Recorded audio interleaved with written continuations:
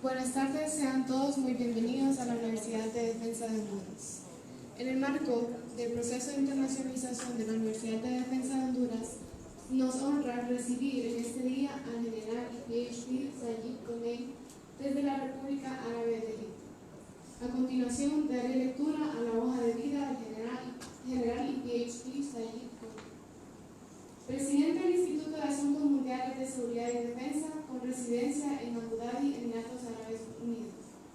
Miembro superior de la Junta Asesora del Programa de Maestro de Estudios de Seguridad y Análisis de Información en la Universidad Americana de los Emiratos. Estudios. Obtuvo su beca en Estudios de Seguridad Estratégica de la Academia Militar Superior Nasser de Egipto. Además, es investigador de doctorado en Ciencias Políticas de la Facultad de Comercio y Ciencias Políticas de la Universidad de Port Said, Egipto. Obtuvo su maestría en Ciencias Militares de la Escuela de Comando General y Estado Mayor de Egipto y Pakistán. Licenciatura en Administración de Empresas de la Universidad de Ain Shams, Egipto. Diploma en Ciencias Políticas de la Universidad de Cranfield, Inglaterra, Reino Unido.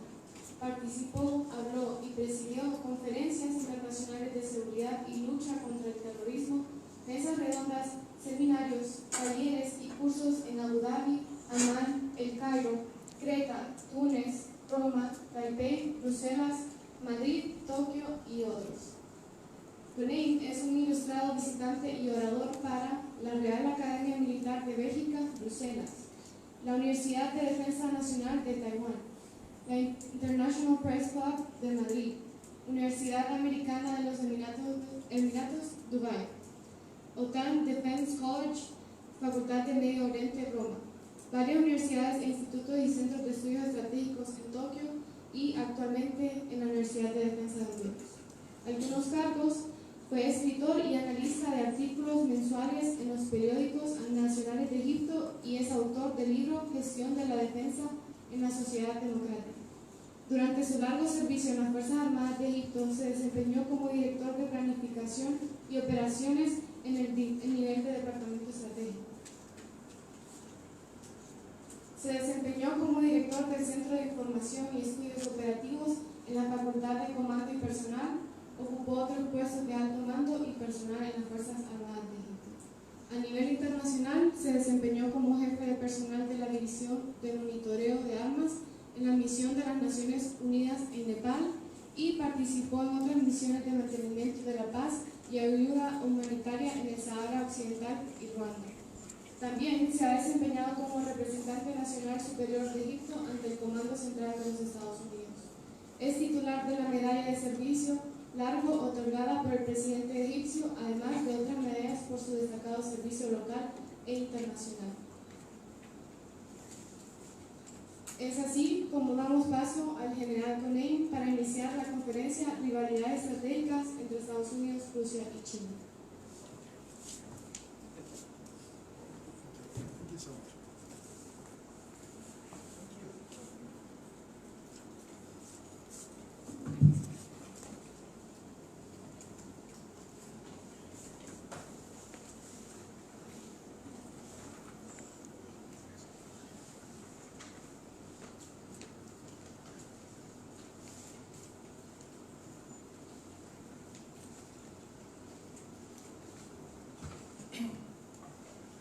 Good afternoon, everyone. Thank you very much for being here. This is my first time and first Egyptian leader to be in Honduras, Defense University. It's really a great honor to me and a pleasure to be among you. And I think it's a very good opportunity as well to discuss, I think, a very important topic. Just I was mentioning a few minutes ago, by the way, this topic is Honduras is not the first country asking me about it. We are country number 8. Actually, yeah, in other countries like in Japan, Korea, I'm going to USA next week, and some others, they want about Middle East more. But the main core is really the rivalries between USA, China, and Russia, because it became more complicated. What I will try to do right now, I will tell you my view my angle, how I see the situation. And then you can judge by yourself. Sorry. I'll try to go quickly, just to give you time for more questions, because you are a little bit already. So we'll talk first, I'll give you some introduction, and then I will talk about national security strategies of the three countries, United States, Russia, and China. And then I will talk about rivalries among them in general, and rivalries also in Latin America. And then I will talk about something like final remarks and my perspective. In brief, I can tell you something for the introduction. United States of America was in competition with Soviet Union for a long time, which they called it Cold War. After collapse of Soviet Union, United States became only one ball, strongest country all over the world, the most powerful, and still it is actually. And since long time, even before Soviet Union, and United States were thinking how to be the most powerful country. So it had to think about something. There is strategic expression, two expressions very important.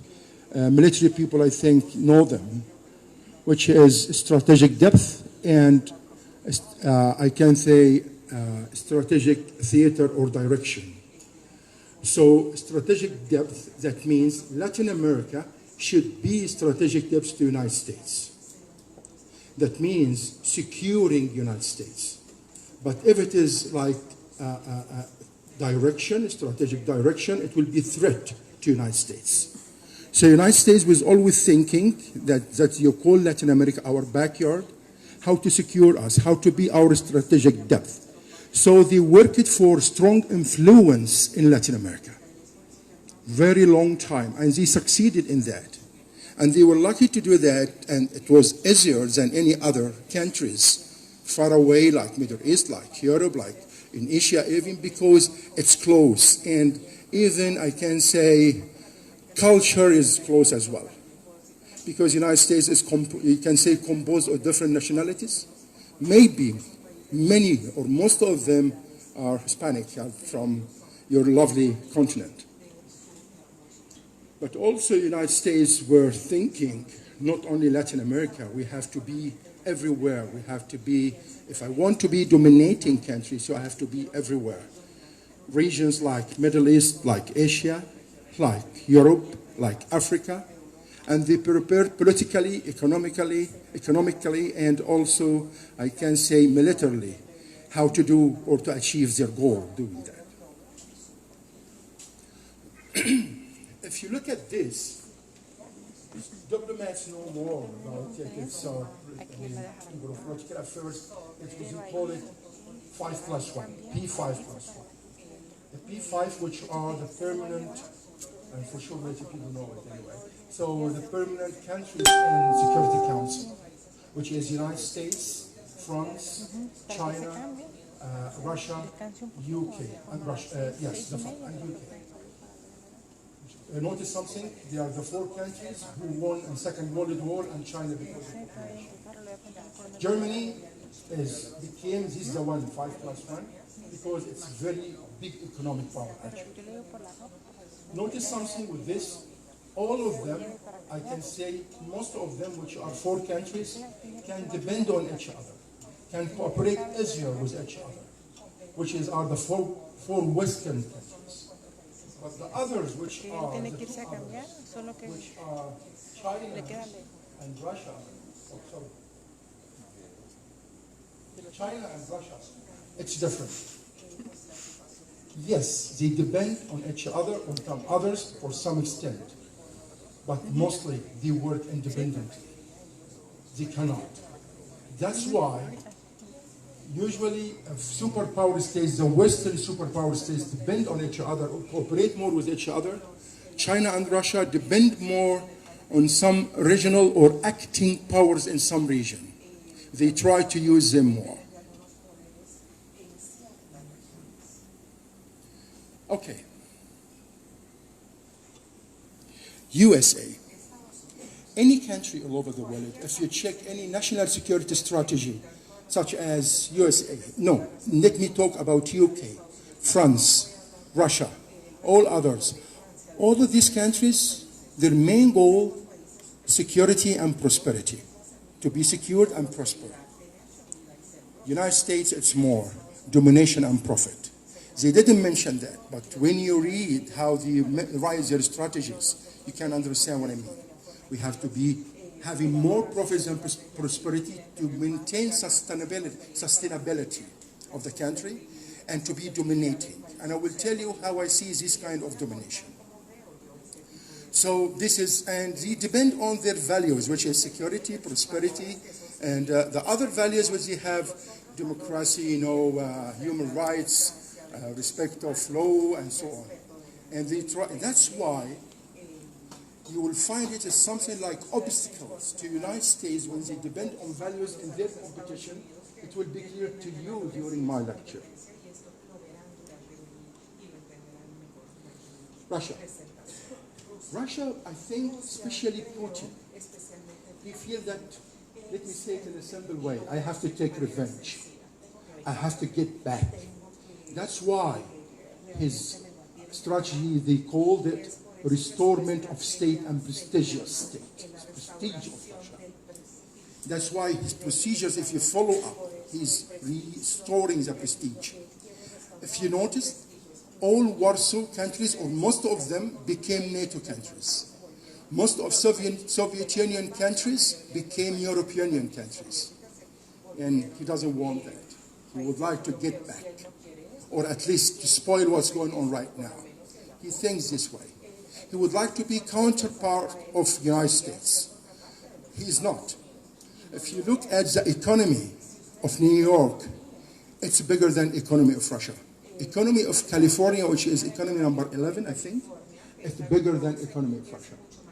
But he has 5 strengths. Let me talk about the first 4, which is maybe could be applicable in Latin America. So number 1, oil and gas. He has a big oil and gas wealth, and he depends on them. You can tell me, okay, some other countries, they have oil and gas, but he knows how to use them more. Like, for example, he has 2 main streams of gas. One of them, it's so-called Nord Stream, which is giving gas to Germany, and Europe, very angry with that, especially Norway, which is giving gas to the Europe. And the second one is to Europe also, but through Turkey, with Turk Stream. So he knows very well how to use gas. But I'm coming to you, what is the main problem now between Russia and America? Believe me, it's not. Why is the competition? What is the main problem? According to my view, maybe I'm wrong, but this is how I see it. Anyway, second strength, his military, his armed forces. A very big armed forces. And the biggest nuclear power all over the world. He has the biggest number all over the world. Also, he has a very strong diplomacy. You can find 2 diplomats from Russia, like ambassador here, ambassador there. That one is going this way, that one is going that way, reverse. But at the same time, they achieve the main goal he wants. He's very good in chess, how to put really, the bones and the horse and so on.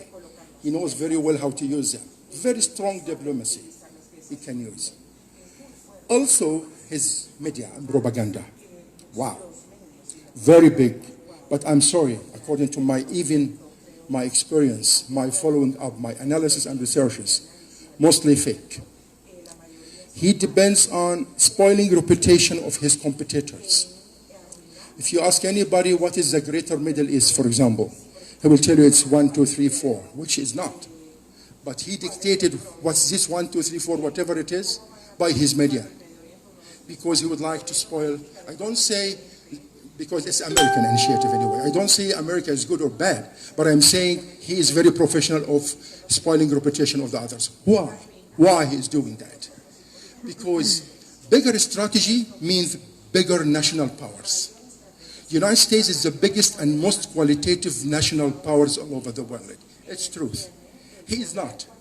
So that's why strategy of the United States is longer, wider, more inclusive.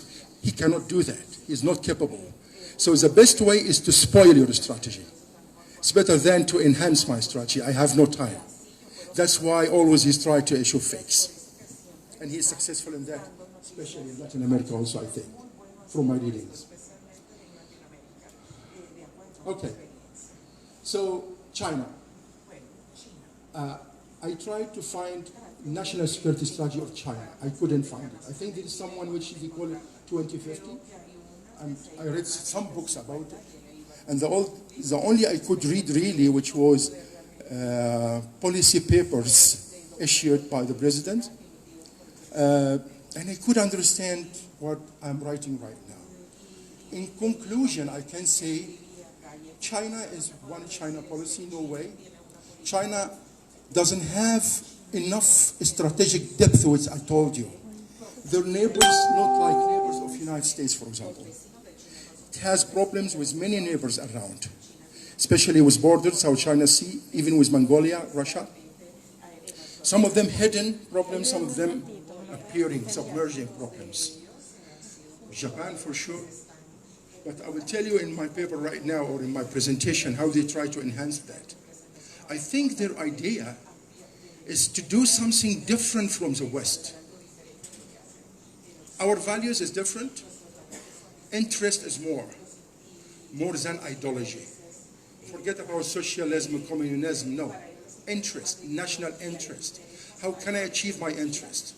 That's why what they call it calculative strategy. They deal with country by country, one by one. Each of them, how to deal with you. What you need, how can I give you? And I know what I need from you. They are very smart in that, I think.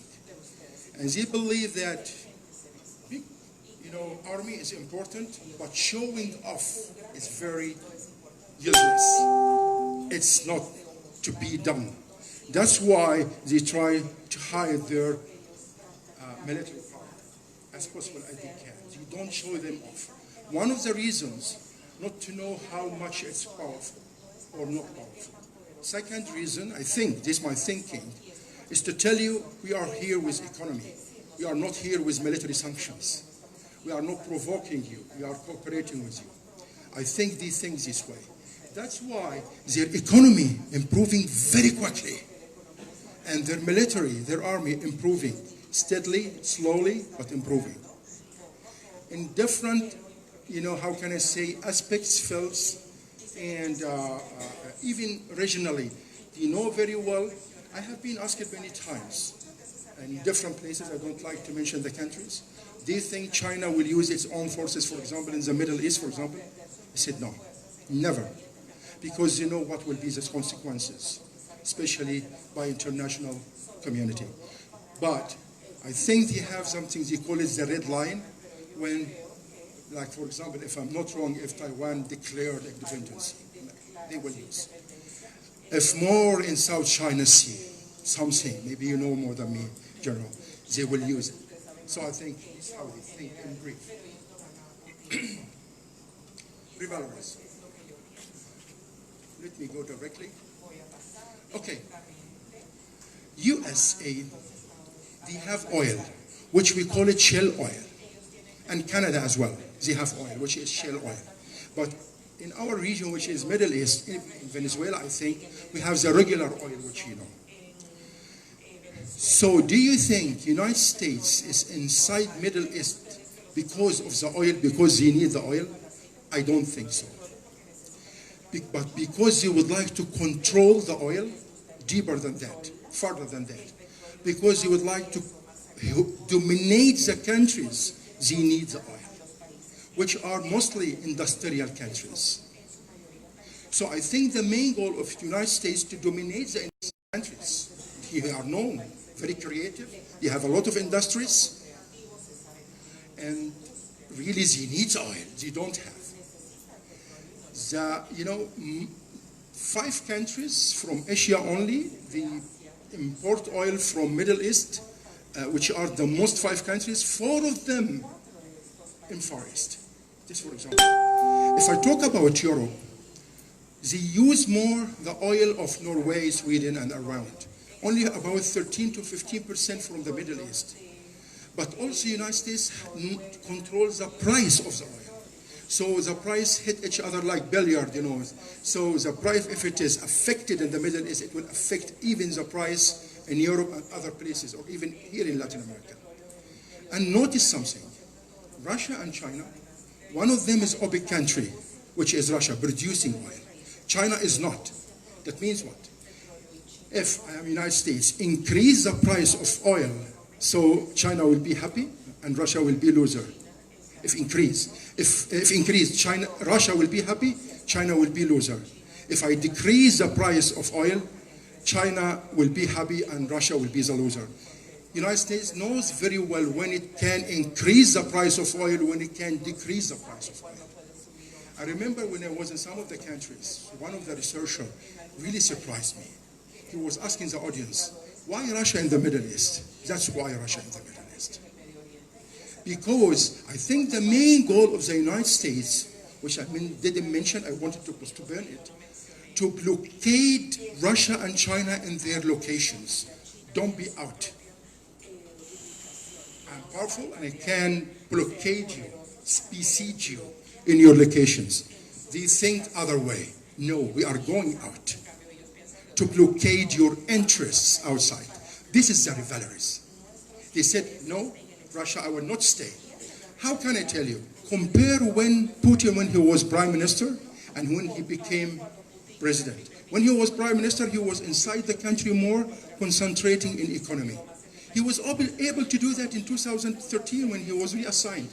But he said, no, I will go outside. I will have to stop. United States, they are controlling everything, and that affects me much. The same with China, which is Belt and Road. Russia cannot do Belt and Road. They can't. They are not capable. They do big initiative, but they're playing with other initiatives. Very capable. This is here the role of Russian diplomacy, which I consider the smartest one all over the world, I think. China, they said, we have our initiative. There is another Japanese initiative. You can say Japanese-American. And 4 countries only signed, which is FIRE, Free and Open Indo-Pacific Strategies, and I am participating in some research in Japan in these issues.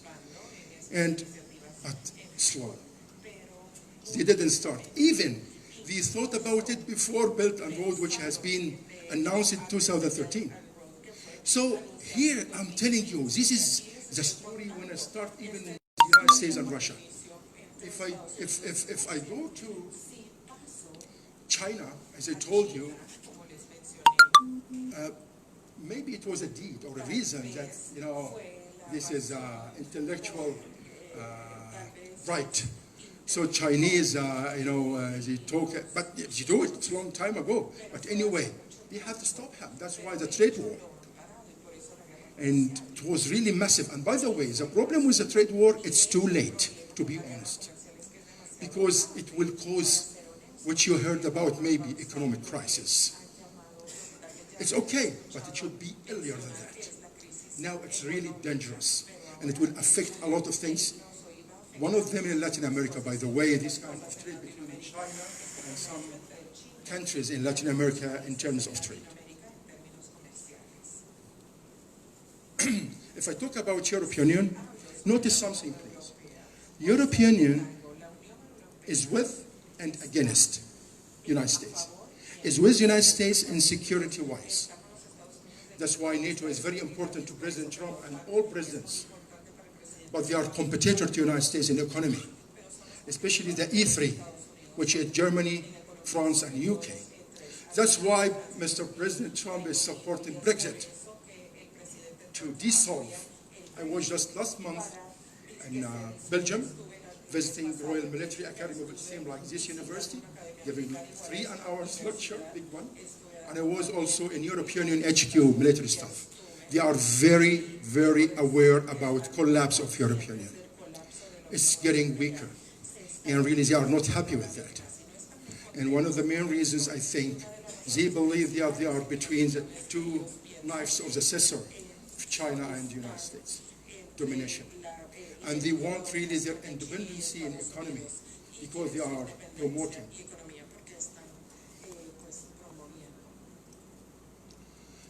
How Putin thinks. As I told you, he said, should I stay inside Russia when he became president? I think I have to go out. think I have to be in the Middle East. I cannot go to the Red Sea, but Mediterranean Sea is closer.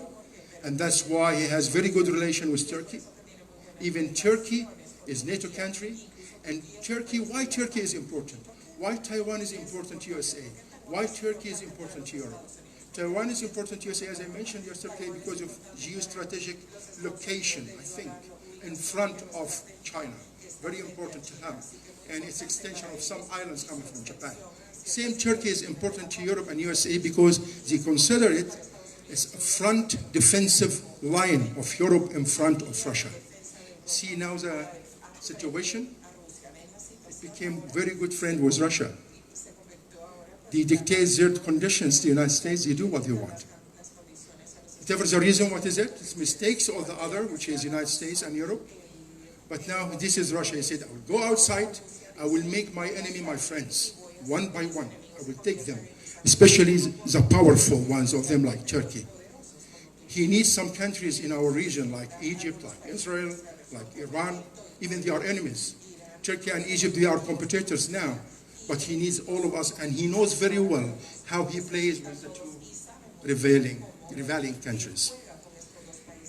So that was the idea, to be outside and to meet the United States outside, to exploit its mistakes, and to do my strategy. He believes that the best way, as I told you, exploiting mistakes. How to exploit mistakes? You do mistake, I exploit it, and I make it like advantage to myself.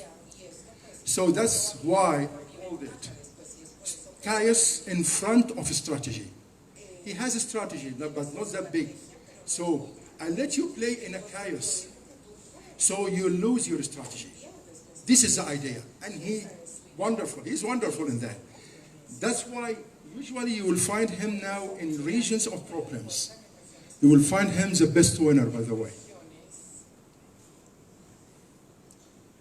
China, I remember a word by Sun Tzu when he said, victorious warriors win first before go to war, but defeated warriors go to war first before they win. I think China thinks the same way. They said they always avoid any kind of small revealing, crashing, clashing. No, just keep on. We are not ready. That's why when I was asked, do you think they will use the military forces anytime, if not the red lines which we mentioned? No. Smart. He would like to continue keeping on economy, good friends, continue. And that's why it's promoting. So they want to be powerful before competing. And that's why 2013, it was what? It was Belt and Road. 2018, it was One Belt One Road. 2018, it's in Latin America. Right? 2013, 14, 15, it was in the Middle East and expanding. 15 countries in Latin America signed that. I think they think this way. What about isolating? What I mean from that? Far Eastern people know more than me. It's common if you ask anybody far away from Far East, he will tell you Japan, Korea, Taiwan, other countries, they are together, China is enemy. Now it's different. I think it's different. I think Korea is closer to China more than Japan. Situation between, I'm going to Japan next month, and I was there just in August, and Korea as well, and I could see really how they are against each other more and more. Because of historical reasons, that's not the issue. And I was surprised. Why I was surprised? Because there is a common big feeling now all over the world that the United States is withdrawing from its alliances. Withdrawing, the biggest country, when withdrawing from its alliances, so small alliances must be stronger. Like, as I told you, at least Japan and Korea. No, they separate more. Why now? I think it's meant. And again, I'm telling you, so I think China will exploit the current American policy to isolate USA from its allies. Not only in East Asia, but also in Europe, and maybe also in Latin America. exploiting the wrong ways, the wrong policies of the United States. And you can read about that, many, as we don't have time to talk about it now. You know very well Belt and Road, and I will talk about it later, especially in Latin America. Okay.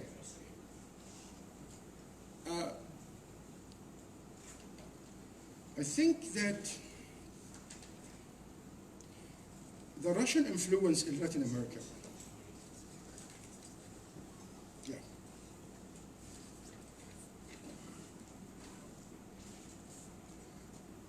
There is something here so-called, I was very happy when I read about it before, and I will read again, which is Bolivarian Alliance. I think that the Bolivarian Alliance, I think it became like, how can I say, it has been exploited more by Russia, but it's not strong like before. And Russia, I think, they use its medium much, not only in Bolivarian Alliance, I mean Bolivarian countries, but also in some other countries. But you know, I could notice that the core of Bolivarian Alliance now is Venezuela. That's why Russia is taking Venezuela like Syria in the Middle East. It's like a base they can depend on. The strongest place right now in terms of how can I use my chaos, which I said. They use internet widely, you know, in Latin America, I mean the Russians. They use military training, and also they use weapon technology. And this will give me good, I think, some good point in my result.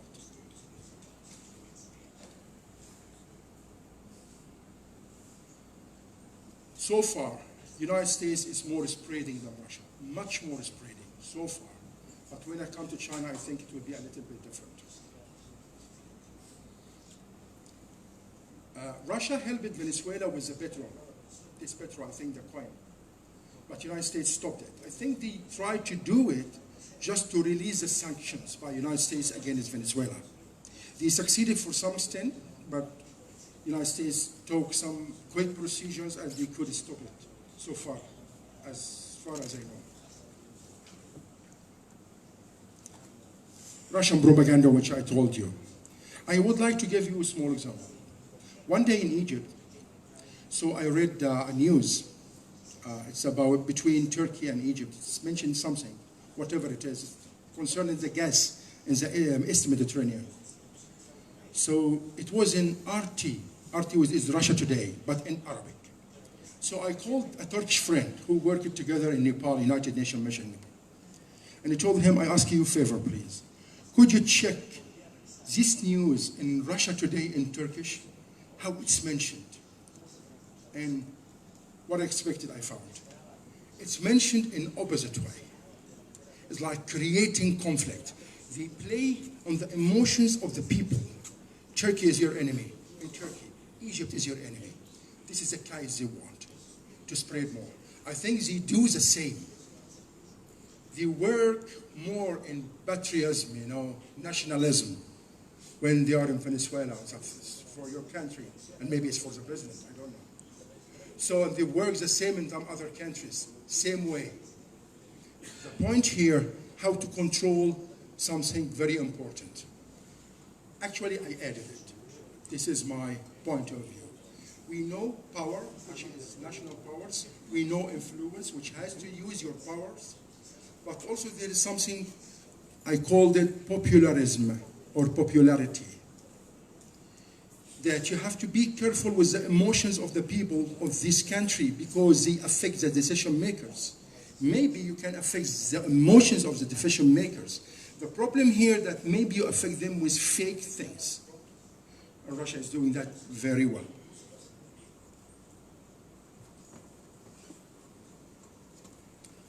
And Venezuela, big support. And it has been increased in 2017 and 2019 by Russia. I tried to walk quickly, just to give you time, as I told you. In Nicaragua, Russia has influence in Nicaragua because they would like to be somehow in Central America. They want to be. So they give some gifts, like 2 helicopters, I remember. Also, there is a space station, and the point that is in front of the American embassy. So some people believe maybe it's espionage to spy the American embassy, maybe. And Russia is very good in that. Very good in these space stations, by the way. Also, there is a training center in a brigade inside Nicaragua, and this to counter the crimes. And really, I don't think it's for that. I don't know. I don't have information. But I think they know how to use small elements to do big things. How to affect people inside. And also they try to establish some seaports, airfields, military installations, and so on. They help Nicaragua. They try to help them. So let me, after Cuba, move forward. China.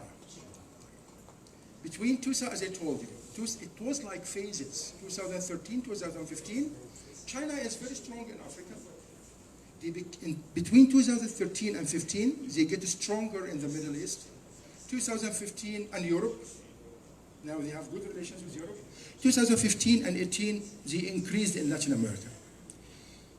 3 persons came to Latin America several times, maybe, especially President of China, Prime Minister, and Foreign Minister.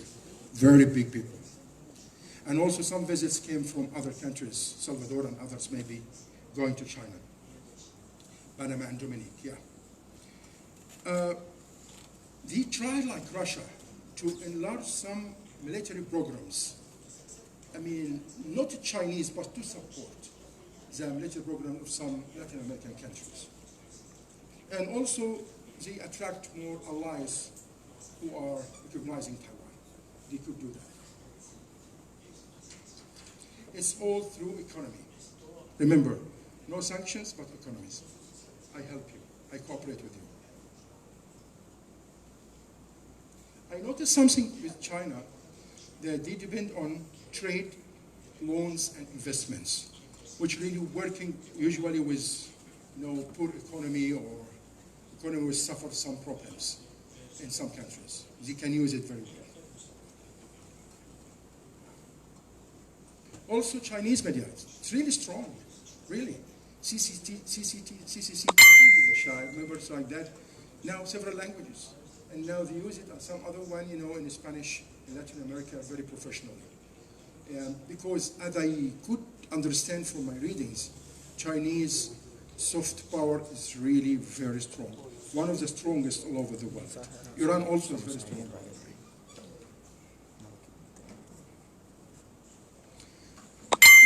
Argentina and Brazil, they are known that they are 2 of the countries which are really biggest economy and biggest countries as well. I think China is doing a very good role with them.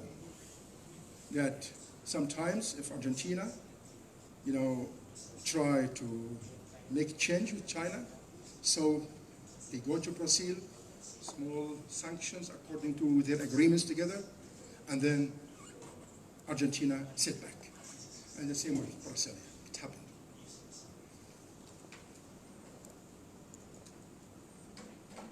China and Venezuela, they did a very good thing.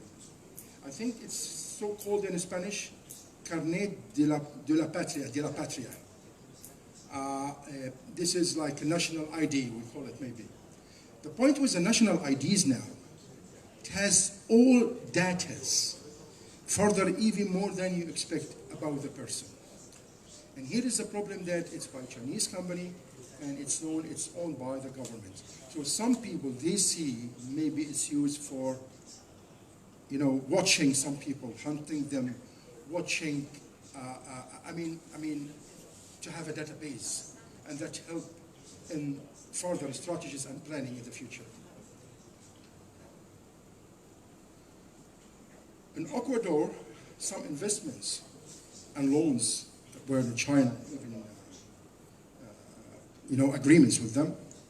But Ecuador has to ship 90% of its cruise, which could be exported. And Minister of Finance of Ecuador, he said, I don't think it was really important. They spend a lot of money, we spend a lot of money, and now really we are using a lot. And there is some high dam, big dam I mean, which is Coca-Cola Schenkler. And this one, it has been built beside active volcano, which is problem with the environment.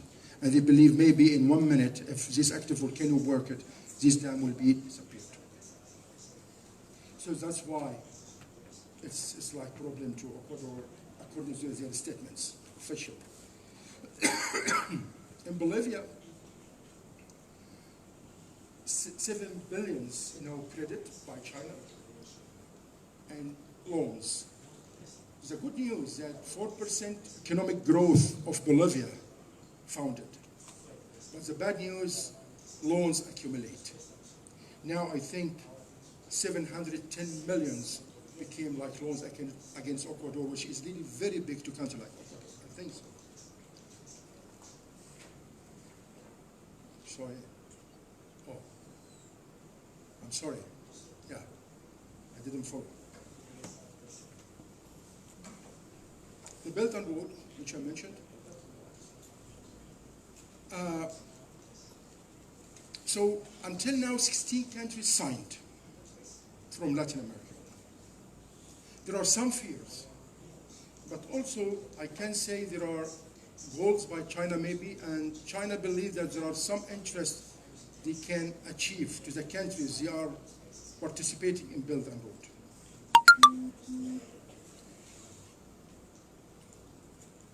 Yes. So, as I learned that China has internal economic problems. They have a lot of goods and they would like to spread them. But at the same time, they need markets. So that's why they go to all of Asia, to Middle East, to Africa, Europe, and Latin America. So this is one of the main goals. The second one, I think, they would like to have trans-Pacific economic corridors. It's mentioned like expression. And this to expand with our markets and also to expand with our economic influence. Monitors believe this will kill the industries inside Latin America. Also, it will dump the markets with the Chinese good, and it will dump the countries with loans. At the same time, which I told you, environmental problems. That Latin America, China, when they are doing with the Belt and Road, the infrastructure sometimes does not match the criteria and standards of environmental issues. But China says, from their point of view, that it will create more than 1 million jobs to the Latin American people. Also, it will, all the countries, each country which will participate, it will, participate in poverty level to make it decreased. In addition to the infrastructure of the countries which are participating, it will be enhanced. And this will also increase the trade between China and the participating countries.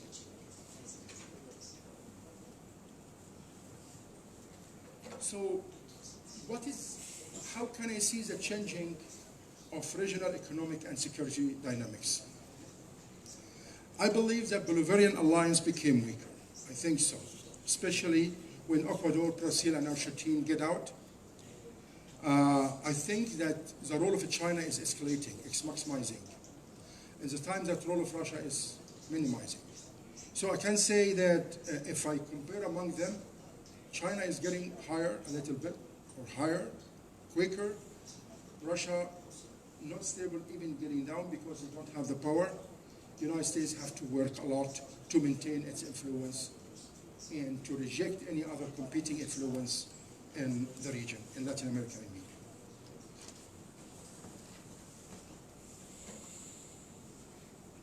So now I go to the final remarks and future perspective from my point of view. I believe that the United States still dominating so far, until now. And the reason for that, number one, the common culture between Latin America and the United States. Also close to each other. Don't tell me that countries coming from Far East or from Europe, like countries closer to you. And also the agreements, trade agreements between the United States and Latin America is very big. Many Latin American people are living in the United States or have the nationality, and they send money to their countries, and also to enhance the community of the United States. So you need each other, and that's why this gives the opportunity or the advantage to the United States to be more influential and more expendable compared with China.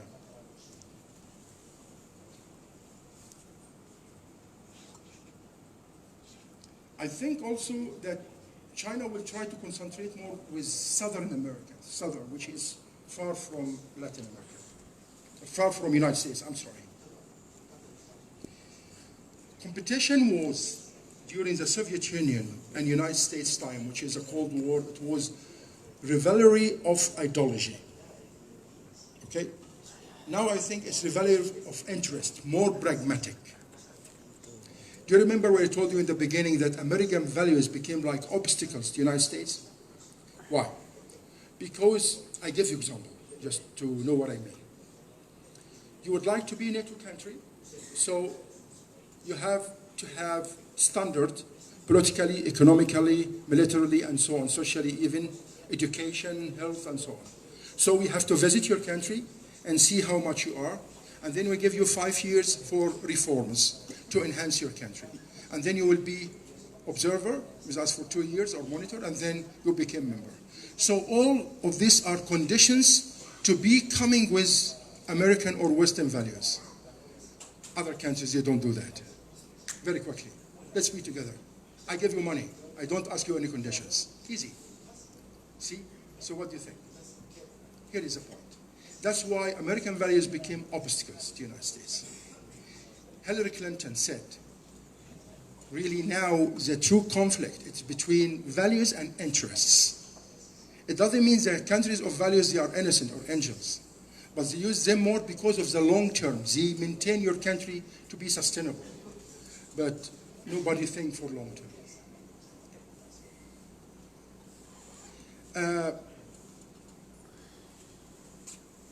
I think this is what I told you, that's why you will find the contracts with China not very complicated as you do with the United States, for example. Very difficult. Many conditions to do that. Sometimes you feel lack of trust. They don't trust us. Sometimes you feel it. With other countries like China, no, it's not like that. I trust you, trust me, let's finish together, and then you sign. Especially I give you loan and investments. I noticed something. The United States cares more with trade. More, not only. Cares more with trade. China cares more with your environmental resources, what you have to invest in. Russia cares more with, I think, technology, weapons technology, nuclear technology, something like nuclear stations, I mean. So this gives me something to say, like, each of them must think about the others, the other, issues. So the United States must think also more about environmental resources of the country, how to invest in them, invest in the country more, try to invest more. This will be in the future very good, not only for the countries, but also for the United States. And also the United States, I think it has to enlarge more again, or to restore its weapon market.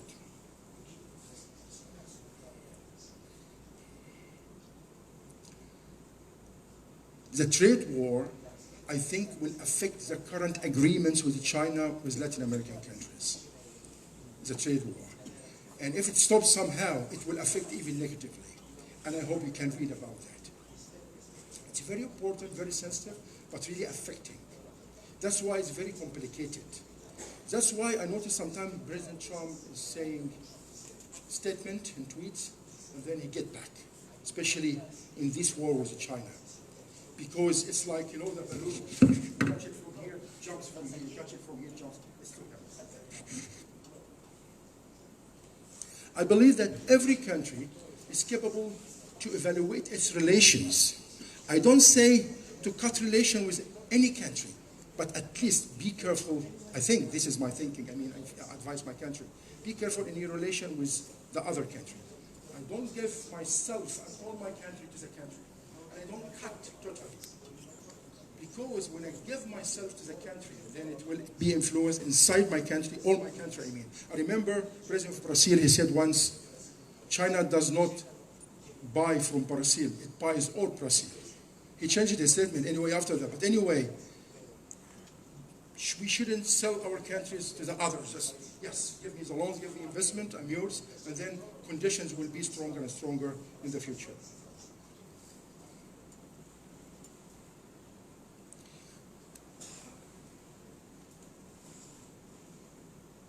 I will finish by this slide. The United States has disadvantage, I think. That, you know, China and Russia, they are not involved with the internal problems of Latin American countries, like crimes, like internal disputes between parties or conflicts. No, the United States has to be involved. And this is disadvantage for them, because they are here, you know. So, and this really giving opportunity to China and Russia to be faster when they do this kind of competition. Last, when I'm always asked, what do you think about isolated countries? Like, which I respect always, Taiwan. I always say, Taiwan enemy is not China. Taiwan enemy is isolation. So we have to fight isolation. Europe now enemy is isolation. Far East enemy is isolation. Latin American enemy, I think isolation. This is my opinion. Because the world is not Latin America and North America. The world is bigger, as you know. So I think you have to enhance relations with other regions. And I would like to give you an example, if you don't mind. We have civilians now, so good opportunity. When I'm coming to here, I don't know how I get inside the country. I have to issue visa. I don't know the rules. And I contact the general, and we searched together. And anyway, I found only one Honduran embassy in all Arabian countries, among 22 countries, and it was in Kuwait, with all due respect to Kuwait, for sure. Very good country, but small, and not that easy to get inside Kuwait, actually, to get my visa, because the rules that I have to go to get my visa. Fortunately, I have US visa, I have Schengen visa, and I live in Abu Dhabi, so this allows me, according to Honduran regulations, to come. Arab countries, 400 millions. If I talk, for example, my country, which is easy, not because I'm Egyptian, is 100 millions.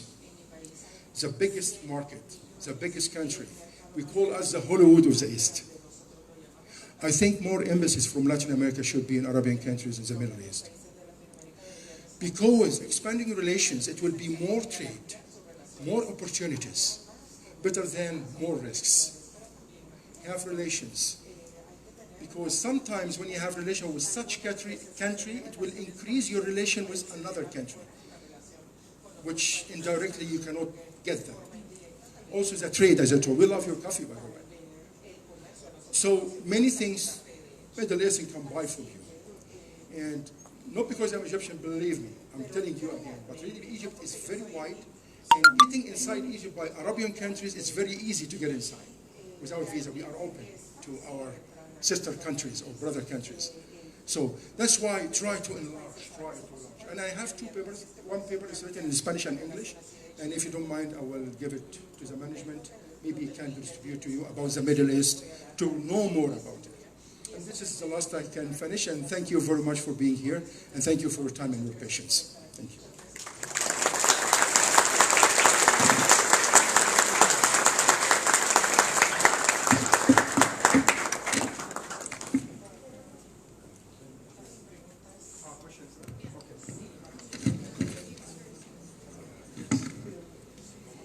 Tenemos espacio para preguntas. ¿Alguien tiene una pregunta?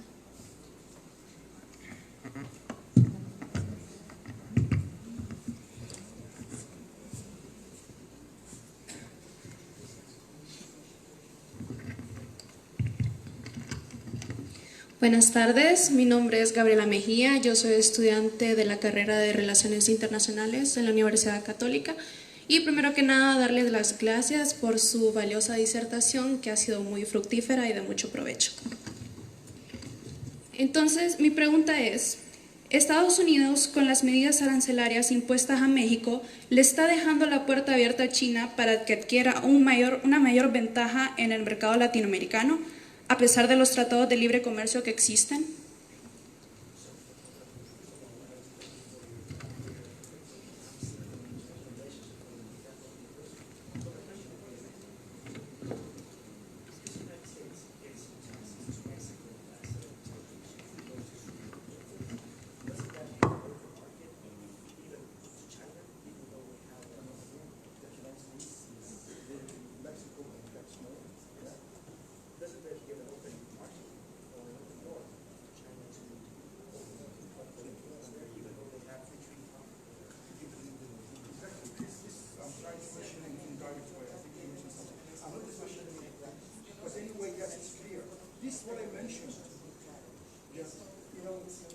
it's not wrong policy, because the United States knows very well what it's doing, but at the same time, if you are protecting the United States now, I think, I would like to invite you to do something, please. Try to read the strategy of United States.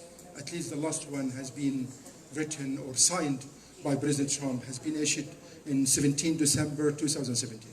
So the United States would like to protect its economy. They would like to think in a different way than before. They believe, or President Trump believes that presidents before him did a lot of mistakes and would like to fix them. And maybe this one of them. So, and as you said, I agree with you 100%. But at the same time, I told you it's a balloon. When you catch it from here, it jumps from here. So at the same time, it gives opportunity to somebody to jump. Because China has very good advantages. Big economy and liquid money. Big liquid money they can use. Loans, investments. So in this case, Mexico will be angry, will be crazy. So we need, just breathe. Then any other competitor will be here. Maybe China. Thank you.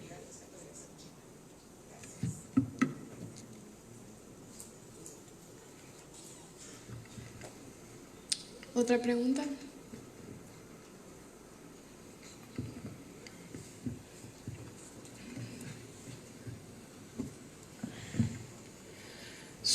Muy buena exposición. Soy el coronel de infantería Juan Rafael Tercín Figueroa.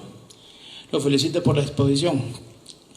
Mi interrogante es sobre las economías emergentes de los BRICS, de los países que están emergiendo y que van a ser una potencia económica, como es Brasil, Rusia, India, China y Sudáfrica.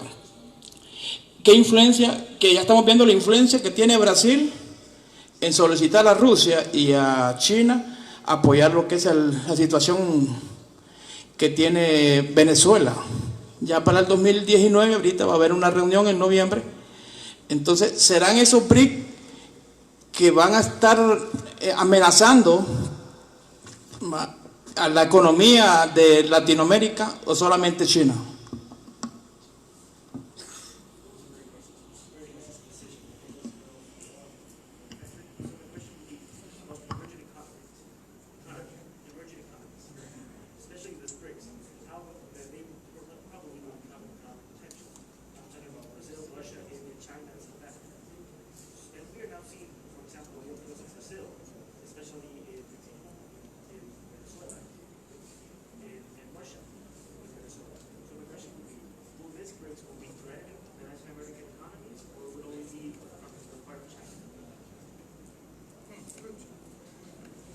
It's very interesting. Your question that you have now a new competitors. So, of course, competitors can involve you. You remember during my lecture when I said Europe is also a competitor, I meant here European Union. It's also a competitor in the Middle East. BRICS also is a competitor for sure, 100%. The point, remember, even the alliances, this kind of alliance, like BRICS, it's composed of countries. And when you mention this, they are big countries. And then can use their influence and their power using this kind of alliance in the region or the country, whatever they want to do. But concerning Brazil, and you know more than me about Brazil for sure, I think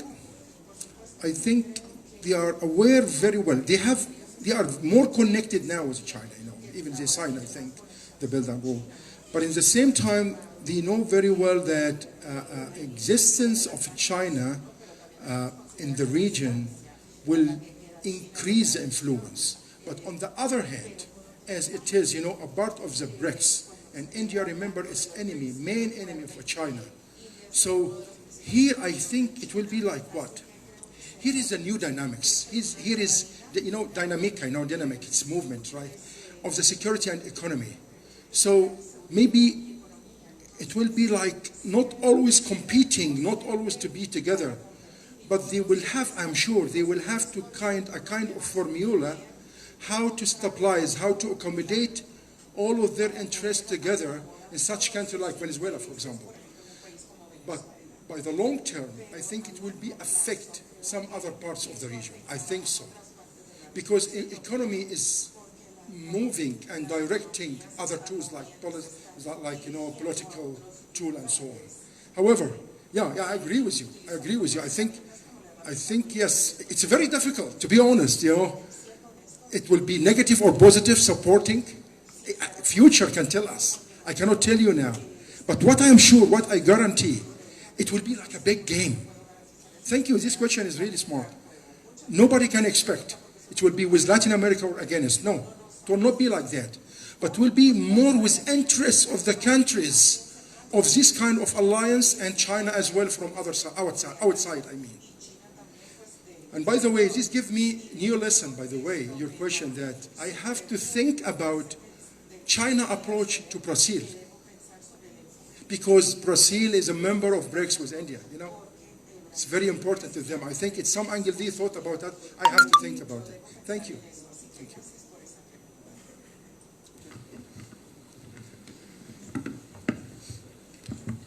Buenas tardes, soy Frank Bardales, alumno de la Universidad Católica por parte de la Facultad de Relaciones Internacionales.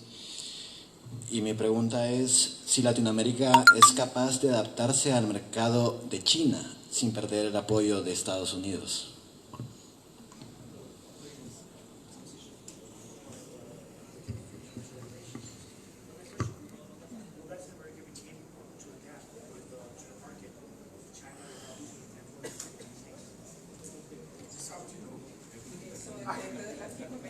This is up to you.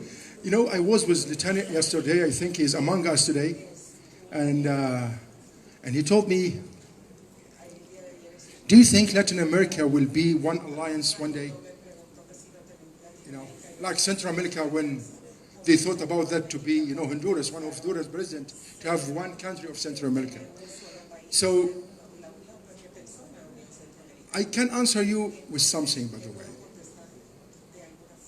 Big difference between partnership and belonging, following. When you have a strong strategy, you can be partners.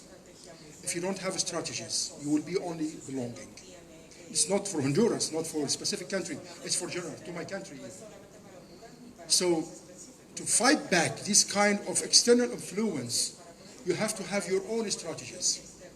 To know what you will know, what you will do tomorrow, what will be your short-term, mid-term, and long-term future. How do you plan very well? In this case, believe me, you will be good partners together. And my country will be good partners together. Okay? Thank you. Why you come to the left?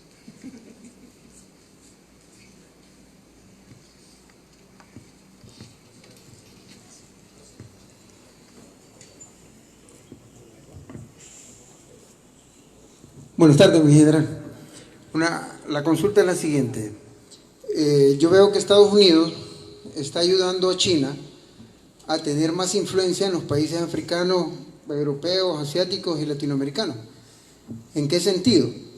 China es el mayor acreedor de los Estados Unidos. China tiene 1.800.000 millones de bonos del Tesoro de Estados Unidos, por lo cual Estados Unidos le está pagando 50.000 millones anuales de interés, los cuales China los está ocupando para influenciar en los países antes mencionados o en los continentes antes mencionados, y también para la creación de ciberarmas, para trabajar en lo que es el ciberespacio.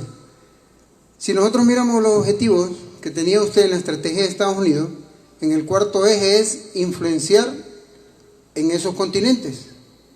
Ahora, en su opinión, ¿qué puede hacer Estados Unidos para disminuir esa influencia que China está obteniendo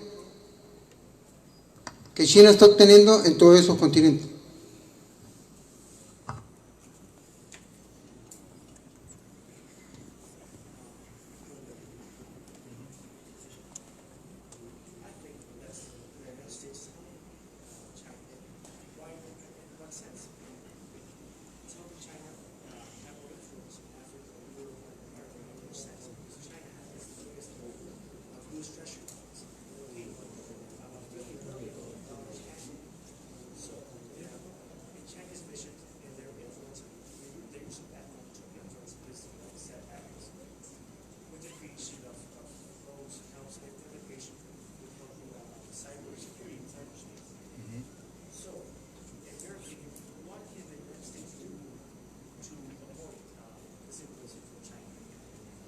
Okay, thank you for the idea. I didn't hear about it before, but I don't know. I don't think here it's helping China to do that. Because, don't tell me that maybe everything is possible, but I don't know how the United States thinking. But I don't think they think this way, that to give you the chance to expand your influence, and then I fight it back after that. Remember that the biggest war right now, it's not with Iran, or it's not in Syria. The biggest war is a trade war, and it's between USA and China, right? In this trade war, because each of them would like to achieve its goal. The United States would like to say, go back. I'll be only here. And if you give me back what all you have taken from me, which is intellectual rights, as I told you, these are the rights of whatever American invention and has been taken by Chinese imitation, I mean. And China would like to say, no, we are here. We are counterparting. We are competing here.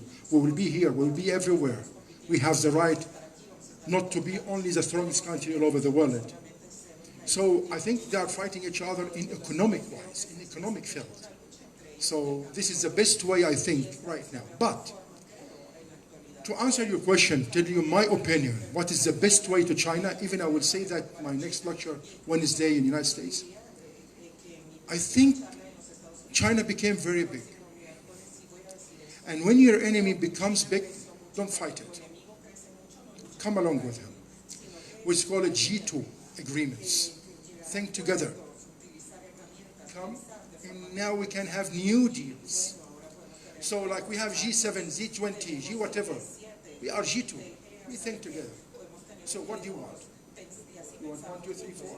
I can do this for you, I can do this for you. Agreements start again. Start again. This is, I think, the best way. But keeping in mind that there are hot national securities hotspots, positions, must be taken care very well. In East Asia, like South China Sea problems, including Taiwan Strait and these around, Middle Eastern problems and so on. So they have, when they agree together, just to guarantee stability. Because as we mentioned right now, as I believe, if trade war continues more and more, which is really too late, it will be economic crisis. This is my answer. Thank you.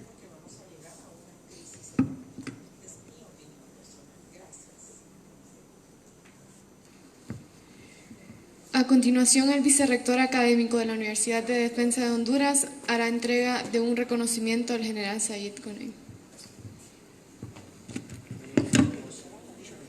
Un aplauso, por favor.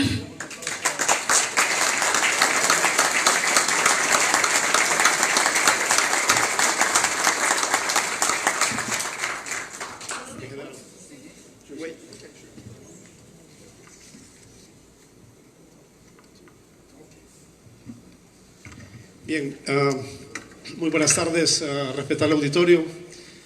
Estoy aquí en representación de mi general Fuentes, el señor rector de la universidad, que por razones de trabajo no puede estar con nosotros, pero que estamos en la universidad muy orgullosos y muy agradecidos por tener tan selecta concurrencia, y agradecemos a todos los presentes y a la Universidad Católica con su vicerrector de Asuntos Internacionales, que también nos acompaña a nosotros, el resto de miembros de las Fuerzas Armadas, del Colegio de la Defensa, de la Escuela de Comando y Estado Mayor y del Estado Mayor Conjunto también, así como de otras unidades de las Fuerzas Armadas.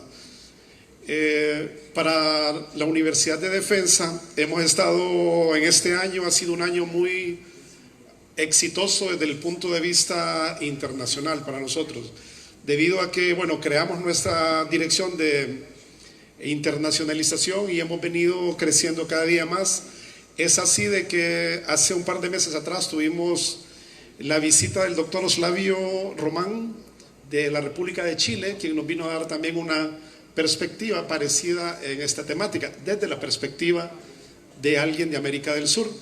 Tenemos también la presencia de mi general Yan, Antonio Yan, de la República de China, Taiwán, que por 45 días ha estado con nosotros en los diferentes programas, también dando la perspectiva de las problemáticas actuales entre la República de China, Taiwán, entre la República de China y los Estados Unidos relacionados a esta guerra comercial, y nos da su perspectiva, su punto de vista desde el mundo chino, podríamos decirlo, de Asia. Y ahora nos sentimos muy orgullosos también porque tenemos la presencia de mi general Sayed de la República de Egipto, en el cual pues hoy nos ha venido a dar una magistral conferencia desde el punto de vista personal de él, pero también desde el punto de vista desde el mundo árabe, cómo el mundo árabe está viendo los problemas que se están dando entre China y Estados Unidos. Hemos tenido 3 puntos de vista diferentes ahora. Esperamos que este tipo de conferencias sirvan para un análisis de lo que está pasando en el mundo actualmente.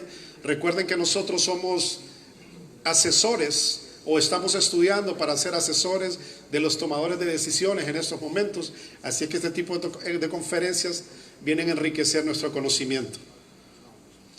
Para mi general Sayed, en nombre de mi general Fuentes, queremos agradecer su magistral presentación. Lo hemos conocido un par de días y lo poco que hemos conversado hemos visto el gran conocimiento que usted tiene acerca de la problemática en el mundo actual. Agradecemos en nombre de la universidad de nuevo su presencia aquí, y para mí es un honor hacerle una entrega de un diploma como reconocimiento. Mi general, el diploma dice Universidad de Defensa de Honduras. El rector de la Universidad de Defensa de Honduras, en uso de sus facultades que la ley le confiere, por medio del presente, agradece a general retirado PhD Sayed Ghoneim por su valioso aporte a la conferencia magistral abordando el tema rivalidad estratégica entre Estados Unidos, Rusia y China. Firma señor rector de la Universidad de Defensa de Honduras, general de división Jorge Arnaldo Fuentes.